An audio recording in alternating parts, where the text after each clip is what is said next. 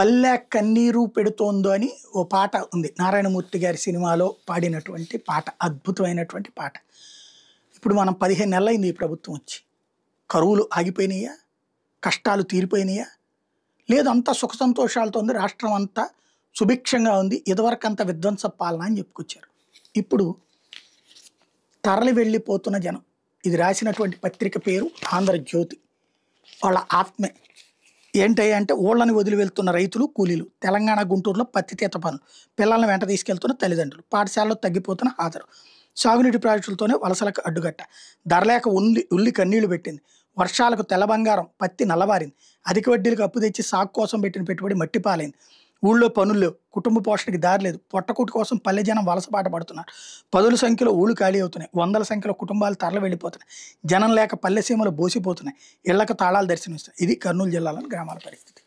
అక్కడి నాయకులే కోటీశ్వర్లు, అపర కోటీశ్వర్లు, పారిశ్రామికవేత్తలు పెట్టుబడులు పెడుతుంటారు.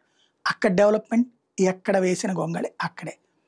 ఇది తాజా సాక్షాత్కారం.